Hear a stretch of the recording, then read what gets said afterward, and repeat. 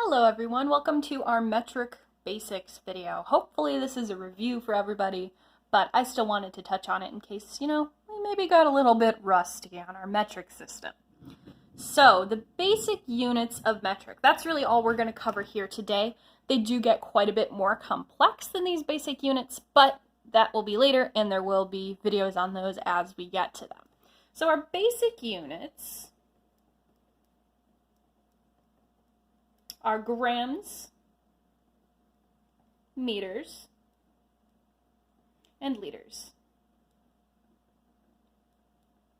Pretty much in science, if you have these three units, you can do almost anything, okay?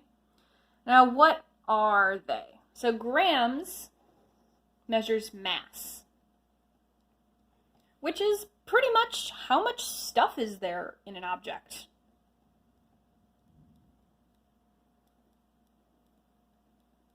And grams is abbreviated just with the letter G. There might be something after it, or there might be something before it, but, grams is always represented as G. So if you see a G in there, you're talking about grams, you're talking about mass. Meters is a measure of distance. It's how far between 2 points.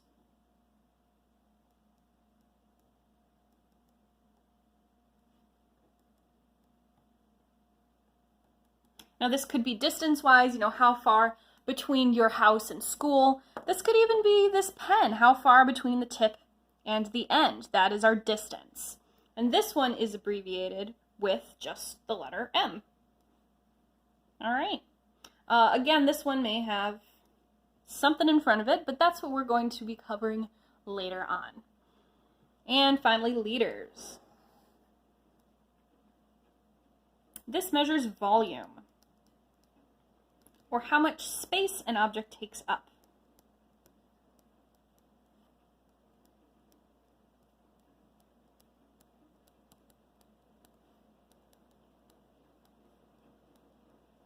This one is abbreviated with a capital L. Now, lowercase l is okay, but we usually do a capital L just so it doesn't look like a number 1, all right? Why do we need units in the first place? What do you think? Well, so if I gave you, I was doing a lab and I said, well, my result was 5. 5 what?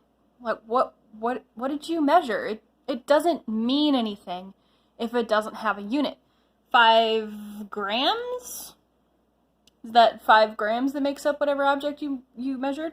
Was it 5 meters that you walked? Was it 5 liters of water that you spilled on the ground? It gives meaning to the numbers. So if you don't have any kind of unit, the numbers really don't make a lot of sense, and then we really can't work with them. All right, next up, why do we use metric? So it's what the scientists use, okay? I know we don't use metric in the United States in our day-to-day life. We use inches, we use feet, we use miles, and gallons, cups, all that good stuff. But we use this because that's what the scientific community uses. And the scientific community uses it because the rest of the world uses it. We've had instances where, you're building something and we measured it in feet and inches, and we gave a number, and they measured it in, or they measured in meters, and we were trying to communicate between the two, like, hey, could you build this for us? Here's the specs. And they converted it wrong, and whatever they were building is completely wrong, right? So in order to avoid that, satellites crashing down to Earth because we converted the meters wrong, we just use meters to begin with. It's just easier, it's more cohesive, it prevents mistakes like that from happening again. All right. How do we measure these different things? There's a few different ways usually with each of them. So for mass, we'll typically use a triple beam balance.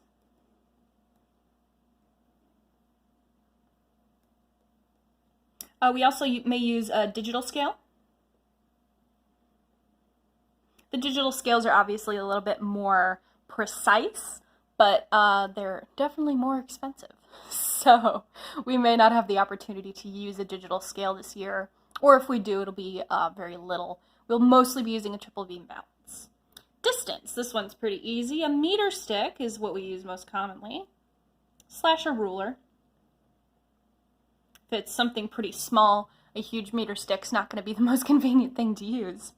You also can use calipers, which we will be using very soon for the really small stuff and the weirdly shaped stuff.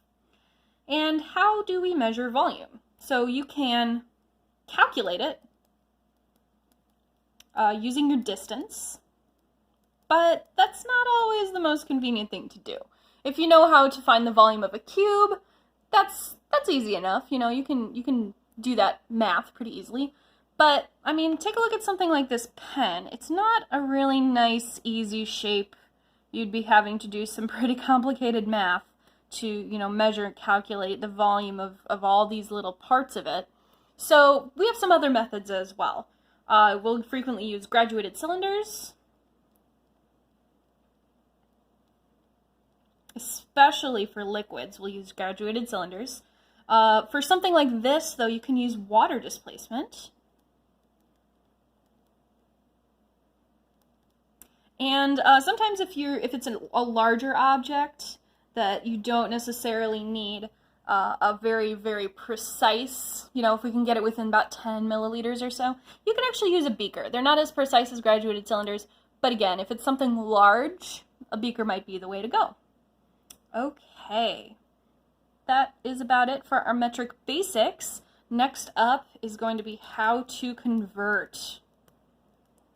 Because if we're working in meters and somebody else was working in centimeters, we need to be able to, you know, communicate between those and actually look at those numbers. And the easiest way to do that is get them to be with similar units. So that is next up on the docket.